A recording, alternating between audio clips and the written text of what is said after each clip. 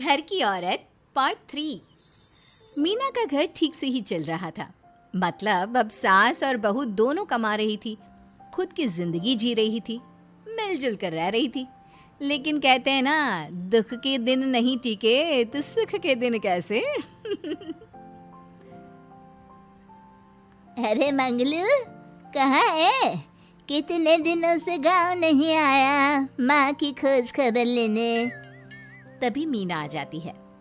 अरे दादी साहब, कैसे आना हुआ? बताया नहीं, हम स्टेशन आ जाते। ये बोलते हुए मीना अपनी दादी सास के पैर छूने के लिए झुकती है कि दादी सास जोर की लात मारती है। बड़ी आई, कैसे आना हुआ? मेरे पति का मकान है ये। और तेरे बाप ने क्या दिया जो तू पूछ रही है, हैं?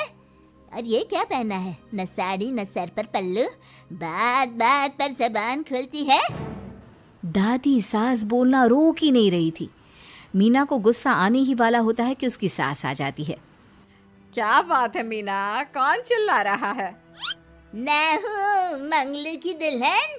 बहुत चपर चपर कर रही है ये मीना बहू।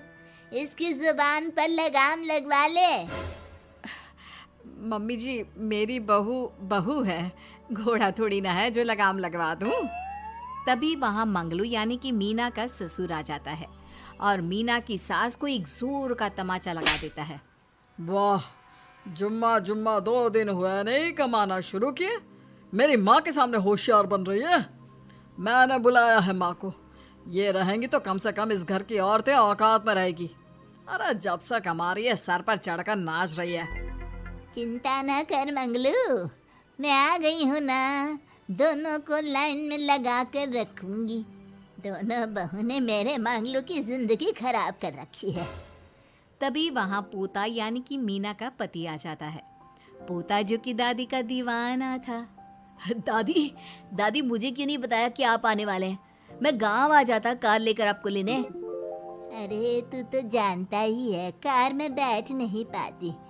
पता नहीं, बहुत दिनों से लग रहा था कि तू और मंगलू परेशान है।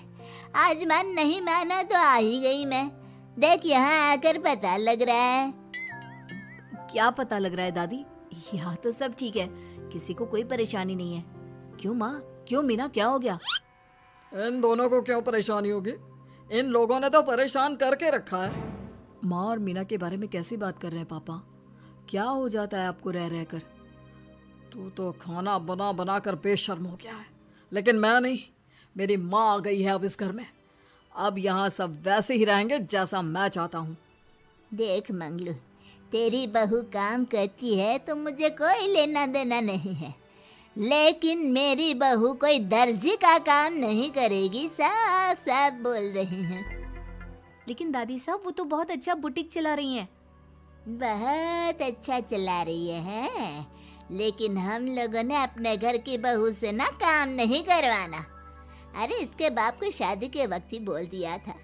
और इसके बाप जिन्होंने दहेज में एक साइकिल दी थी ना, कैसे हाथ जोड़कर कह रहा था, मेरी बेटी आपके घर आ गई, इससे सौभाग्य कुछ नहीं। अब देखो इसकी बेटी, बहू आ जाने के बाद सर पर चढ़ रही है मेरे मंगलू के। मीना जो कि सास की बुराई सुनकर परेशान हो जाती है। दादी सा, छोटा मुंह बड़ी बात। लेकिन क्या पिताजी ने आपको बताया नहीं? सासू माँ ने अपने पैसे से ससुर जी के जन्मदिन में कार दी थी। ससुर जी इतने साल से स्कूटर से जाते थे, अब कार से जाते हैं। क्यों ससुर जी, बताया नहीं आपने? क्यों रे मंगलू, कार ले ली तूने? मुझे तो तू पैसे भी नहीं भेज रहा। 2 महीने से कैसे कैसे दिन काट रही थी और तू यहाँ कार से घूम रहा है। आप भी सासू माँ को अपने बैंक अकाउंट की डिटेल दे दीजिए दादी सा, वो डाल दिया करेंगी पैसे आपके अकाउंट में। क्यों सासू माँ? मंगलू यानी कि मीना का ससुर, जिसने अपनी माँ को गांव से सिर्फ अपनी बीवी को लगाम लगाने के लिए बुलाया था, ये सब देखकर जोर से चिल्लाता है। मीना बहू, चलो दादी सास आई है, ये नहीं कि खाने पीने का इंतजाम करे। अरे माँ, तू भी किन लोगों की बात में आ रही है? चल मेरे साथ मेरे कमरे में चल। ससुर अपनी माँ को लेकर कमरे में चला जाता है और दोनों बैठकर वैसे ही पंचायत शुरू कर देते हैं, जैसे कोई बहू अपनी माँ से सास की बुराई कर रही हो। देख मंगलू, गलती तो तेरी ही है जो तूने घर की जनानियों को काम के लिए बाहर निकाला। दूसरे तेरे पापा को देखा था, कभी मुझसे फालतू बोलते। अरे मरते दम तक तेरा बाप मेरी मुट्ठी में रहा है, यही सिखाया था मैंने तुझे। क्या बोलूं माँ, जब से ये मीना बहू घर आई है ना, इसने घर का सारा इतिहास भूगोल बदल कर रख दिया है। उस तितली से तो मैं बाद में निपटूंगी, पहले तेरी वाली को तो ठीक कर दूं। अरे बहू क्या आ गई, खुद को टाटा अंबानी समझने लगी है। माँ देख, जो भी हो, इस बात को याद रखना कि हमारे घर की परंपरा क्या है। औरतों का औकात में रहना जरूरी है। अरे बहू के साथ मिलकर माँ ये बहुत उड़ती रहती है। बेटा देख, गलती तो तेरी भी है, क्यों तूने इसे काम करने की छूट दी। मारना भी कम कर दिया है तूने इसे, वरना पहले आती थी तो बहू का कोई ना कोई हिस्सा सूजा हुआ या काला ही दिखता था। देखकर तसल्ली मिलती थी कि तूने कंट्रोल कर रखा है। इस बार तो काला और सूजा छोड़, अच्छी खासी चमकती दिख रही है ये। अब क्या बताऊं माँ, गलती तो हो गई है। हाँ, वो कार देखकर पिघल गया होगा ना तू। अरे बेटा, औरतों को मुट्ठी में रखा कर। शान की साइकिल ज्यादा अच्छी कुत्ता बनकर कार चलाने से, समझा। मीना का ससुर अपनी माँ की बात को सुन रहा था। बस माँ, जो गलती हो गई मिट्टी डाल उस पर। अब बस तू ना घर पहले जैसा करके जाना। ये सब ना बहू का किया धरा है, समझी। मतलब बहू को ठीक करना है तो बहू को लगाम लगाना होगा। ठीक है। दोनों माँ बेटा बातें करके सो जाते हैं। सोने के बाद अगली सुबह मंगलू की बीवी यानी कि मीना की सास, माँ जी उठिए, ये लीजिए गर्म पानी और ये दातुन। चल, ये तो याद रहा तुझे, वरना मैंने तो सोचा था कि बहू के चक्कर में पागल ही हो गई होगी बिल्कुल। अरे बहू के चक्कर में पागल होने का क्या मतलब होता है माँ जी। उसने मुझे मेरे पैरों पर खड़ा होना सिखाया है। मैं तो कहती हूँ उसके जैसी मेरी बेटी होती ना तो शायद मैं बहुत पहले जीवन का मतलब समझ चुकी होती। तो दादी सास को समझ में आ जाता है कि सारा मामला मीना पर जाकर ही ठीक होगा। वो सोच लेती है कि अपनी बहू को छोड़कर पहले मीना को सही करना है। फिर अगले रोज, अरे मेरे पोते के पास तो मेरे पास बैठने का वक्त भी नहीं है, हैं? अरे कैसी बात करती है दादी, तेरे लिए तो मैं नौकरी भी छोड़ दूं। नौकरी नहीं, तू ना बीवी छोड़ दे, खुश हो जाऊंगी मैं। नीरज हैरान हो जाता है कि उसने तो मजाक किया था। दादी ये क्या बोल रही है? कैसी बात कर रही हो दादी, मीना ने तो सारा घर संभाला हुआ है। पहले तो घर गिरा जा रहा था ना। तेरी मीना के आने के पहले ना घर में चूल्हा जल रहा था, ना कोई रोटी खा रहा था। क्यों? नीरज को दादी बीवी के खिलाफ खूब कान भरती है। तू सही कह रही है दादी, औरत पैर की जूती और हाथ की मुट्ठी में ही ठीक लगती है। मीना ने ना सिर्फ घर का माहौल बिगाड़ा, माँ को भी पिताजी की इज्जत करनी छुड़वा दी। अब ठीक बोल रहे हो, घर को बिगाड़ने की मेन जिम्मेदार तो मीना ही है दादी। अभी उसे ठीक किए देता हूँ। तभी वहाँ पिता भी आ जाता है। देख बेटा, तो रोटी कम खाना मंजूर, लेकिन इन औरतों के आगे झुकना मंजूर नहीं। तेरी दादी ने घर की परंपरा बनाकर रखी, मजाल कि मेरा बाप मेरी माँ के सामने कुछ कह लेता। पर पापा, एक बात पूछनी थी।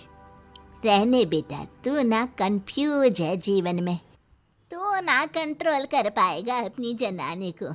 मंगलू, मेरी तो टिकट ही करा दे गाँव की। तुम लोगों के घर तो मर्दों की कोई इज्जत ही ना है, और ये मेरे घर की परंपरा ना है। मैं चली।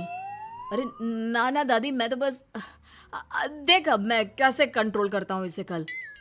फिर अगले रोज मीना ऑफिस के लिए तैयार हो रही थी कि देख मीना, आज मेरे दफ्तर से कुछ लोग खाने के लिए आ रहे हैं, तो शाम के खाने में। लेकिन आज तो मेरी मीटिंग है, फिर घर आने में मुझे देर हो जाएगी। तो मैं क्या करूं? बोला ना शाम को खाना बनाना है तो बनाना है, समझी। मीना को पति की बात अजीब लगती है, पर वो दादी सास के सामने कोई भी ड्रामा क्रिएट करना नहीं चाहती थी। ठीक है, मैं शाम को जल्दी आ जाऊंगी। अच्छा क्या खाना है प्लीज जल्दी से बता दीजिए। पर बेटा तू तो बहू सास को चुप रहने का इशारा करती है, लेकिन पोते को तो लड़ना था। वो मीना पर जोर से चिल्लाता है, मीना देख, ज्यादा हीरोइन मत बन। आज ऑफिस जा रही है तो जा, लेकिन सुन, तुरंत रिजाइन देकर घर आ जाना। ना मुझे तेरी कमाई चाहिए, ना ही तेरी नसीहत। आज से घर में वही होगा जो मैं चाहूंगा, समझी? अरे कैसे लैंग्वेज बोल रहे हो, ये तुम्हारी बोली नहीं है, कौन सिखा रहा है तुम्हें? तभी दादी सास आ जाती है। क्या बोलना चाह रही है बहू? मैं मुन्ने के कान भर रही हूँ, हैं? हाँ, मुझे तो यही लग रहा है, वरना हम लोगों का घर अच्छे से चल रहा था, सभी मिलजुल कर एक दूसरे को इज्जत देकर रह रहे थे। लेकिन अब तभी मीना को उसका पति जोर से डांटता है। सास बेटी बहू की लड़ाई को बर्दाश्त नहीं कर पाती। देख नीरज, बहू को डांटना या फिर बहू के साथ गलत व्यवहार, ये सब मुझसे बर्दाश्त नहीं होगा। वाह रे वाह, सारी जिंदगी जो पति की डांट और मार खाती रही, अब बहू को थोड़ी सी डांट क्या पड़ी, गुस्सा आ गया। हाँ माँ, क्या हो गया? मैंने तो मीना को कहा कि देख नीरज, मेरी बहू को कुछ नहीं कहेगा तू। ये माँ ही होती है जो अपने बेटे को औरतों की इज्जत करना सिखाती है, लेकिन कोई औरत अपने बेटे से बहू को मारना या डांटना सिखाए तो ये शर्म की बात है। मैं नहीं चाहती कि तू औरतों की इज्जत ना करे, जबकि मैं खुद एक औरत हूँ। दादी सास बहू की बात सुनकर शर्म से सर नीचे कर लेती है। सच कहा सासू माँ, एक रानी ही अपने बेटे को राजकुमार की तरह पालती है जो दूसरी औरतों का सम्मान करे। काश दादी सास भी पिताजी को अच्छे संस्कार दे पाती। मीना की बात सुनकर दादी सास उन लोगों से माफी मांगती है। मैं समझ गई बहू, औरतों की बेइज्जती करने को घर की परंपरा समझती थी, झूठी शान समझती थी। वो सब गलत है।